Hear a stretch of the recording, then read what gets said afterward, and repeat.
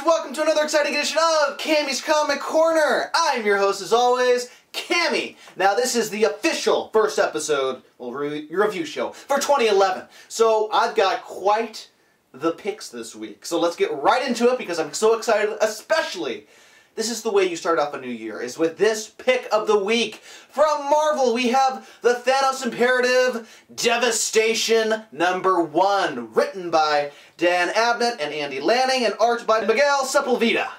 Now, this is taking place after that gigantic cosmic miniseries that only half the Marvel zombies seem to care about. But then we have the devastation and all the stuff that comes afterwards. We have that fucking King Blastar invading the Inhumans, trying to take them over after all the shit they've been through. Now this King Blastar's thinking, hey, I'm gonna go ahead and invade now.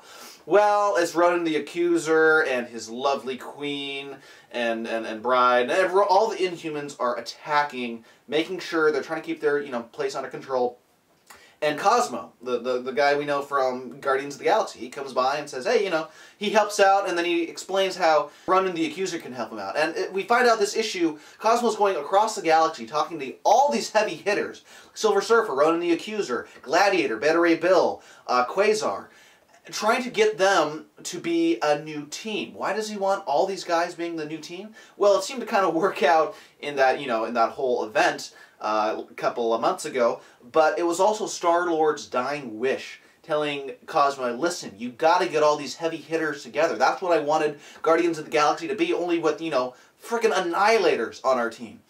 And so this is the end result. The Annihilators come in, kick King Blastar's ass, and then they decide, okay, we're only going to be called upon for major emergencies. What should we call ourselves? The Avengers? No, how about the Accusers? No, it's going to be the Annihilators. And they need a leader, and we get introduced to a Space Knight, not Rom, not that Space Knight, but a Space Knight at the end, saying, where is this team I'm supposed to lead? And there's going to be an ongoing called the Annihilators in a couple months, but so far, I am loving it. This issue in particular, great setup. It was a lot of fun. Tons of action throughout the pages. And Abnett and Lanning, this is why they are the well-renowned writers of the cosmic Marvel Universe.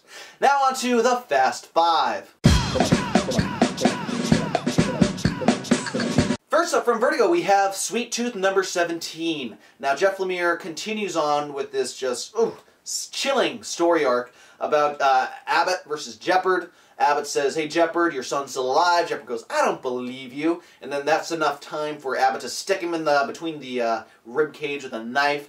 Meanwhile, Gus and his pals are rescued by Lucy and her friend from the evil scientists, and they're in the kennels. And as soon as they get out, though, that one leader in charge of the dog kids, apparently he's kind of working with Abbott, and he was promised food for his children. Hybrid children, even better.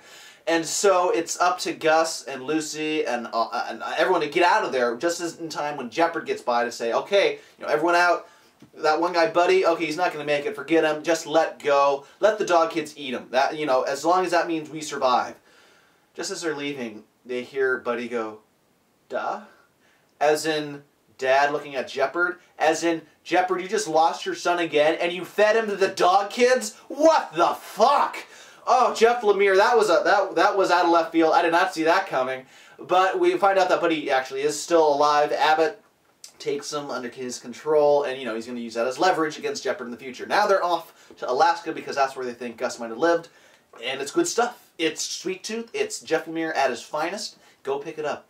Next up from Marvel, we have Avengers, the Childrens Crusade #4. Now, Wiccan's talking to Wanda, saying, come on, Mom, you know me. Dr. Doom, Iron Man, this guy's tricking you. Dr. Doom has to explain to Wiccan that his mom doesn't remember anything from her past, and she seems to have lost her powers. And, why she's marrying him, who knows, but hey, he's Dr. Doom. No chick's gonna ever touch him like that. So he's gonna hell yeah, come on. Especially the outfit she's wearing in this issue. You wish you were marrying her as well. But in the meantime, we have Magneto and the Young Avengers trying to figure out how to get a distraction, get in there, get Wiccan back. And the Avengers crash the party as well. So there's this whole clusterfuck outside the walls of Dr. Doom's mansion. Just in time for Wanda to escape, learn her history from Wiccan, Wolverine's about to kill her because he's been saying, I'm going to kill her for, all this massive mutant genocide. And he is stopped by Iron Lad. What? The original Young Avenger? He's back. What's he doing? Is he his bodyguard or something? Who knows? We'll find out next issue, but I know one thing for sure. Alan Heinberg and Jimmy Chung, they can stay on this title forever, as far as I'm concerned. Next up from Radical Publishing, we have Earp #1. This is a futuristic retelling of Wyatt Earp, the famous gunman of the Wild Wild West. You've seen many movies and maybe actually read a little bit about the actual cowboy himself. But Wyatt Earp is this retired sheriff. He's just, stopped all these cases, all these shootouts from happening. And so he deserves a little retirement. Well, this bad little agency, this family called the Pinkertons, they kind of run Las Vegas, and they run a protection racket. They're police running a protection racket. What the hell? Well, Morgan Earp and Jesse James, they kind of, friend of the friend is or the enemy of my enemy is my friend. They're kind of getting together. It gets Morgan in trouble, and then it kind of forces Wyatt to come out of retirement just to go after the Pinkertons again, and things get bloody. He loses his own casino, and now you find out, nice little cliffhanger at the end, that, oh, the guy who killed his other brother, yeah, guess who he's working for? And it's not pretty. That gives him, the whole con rage to do something about it. It is, I gotta warn you, it's a little pricey for a first issue, but you get tons of story, tons of gorgeous art. I think, me personally, it's well worth the money. And, there's only a couple of issues coming out, so treat yourself to this grand epic every month. Feel like you're really getting your bang for your buck. Next up from Marvel, we have She-Hulk's #3. Now we have Jennifer Walters, She-Hulk, and Lyra working together to, with the help of the Wizard, to catch all the other bad guys from that whole Hulk massacre. So right now they're after the Red Ghost. They take him out. Only one problem: there's a stowaway on board, and it's one of Lyra's classmates, kind of a bully type gal. She almost throws a monkey wrench into the whole mix. Monkey wrench, monkeys, because Red Ghost. And it almost forces them to crash. Well, they get their cargo back to the prison, and Wizard gives them a little bit of info on where they can find Claw and the Mad Thinker. They're somewhere in the Alps. Go check it out. But before you do that, you gotta, get ready for prom, Lyra. And so they have a shopping spree. And Lyra, she's just so innocent, so unbeknownst to our world. And she's just like, why are girls wearing these things? Like, I can't even move my legs. And Jennifer Walters, being, a nice little shopping spree, tries everything on. Says, no, we need more of this, more of this. Before going to the Alps, before facing the Mad Thinker and his little claw army. And it gets ugly, especially when an avalanche happens, and Lyra doesn't know what an avalanche is. So it was a fun issue. You know what this kind of reminded me of? This is like Marvel's equivalent to Batgirl, where it's fun, you got cute characters, you got cool stories, and it's well worth the money. The $3 price tag.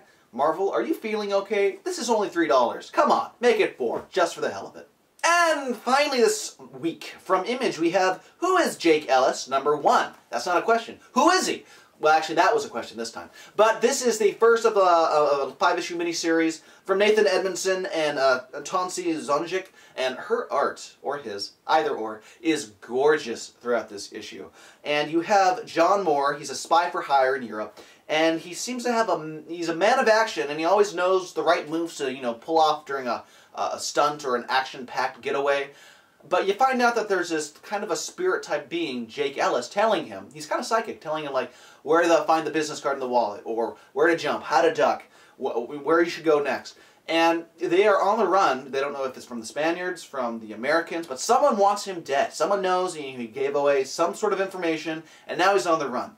For the first issue, this was action-packed. You might not know the entire story, but it keeps you so entertained that you're like, I don't care, I'll pick up the next issue, look at this gorgeous art, absolutely. So it's kind of a cool psychic spy story. We're not sure yet, but what I am sure of is it's well worth the $3 price tag, and it might make you a fan out of this genre yet. Who knows? Well, comic book fans, that does it for this return of Cammy's Comic Corner. If you want more Cammy's Comic Corner goodness, you can always check out Cammy'sComicCorner.com. From there, you can listen to the audio podcast Geeky Talkie. You can watch the Book of the Month reviews, and then you can go and buy in the iTunes or Android market the Cammy's Comic Corner app. Help support the show, leave a little comment, write a little review. On iTunes, on the Android market, either or. I'm not picky. Yes, I am. Also, big shout out to Rising Sun Creations at rsc-online.com.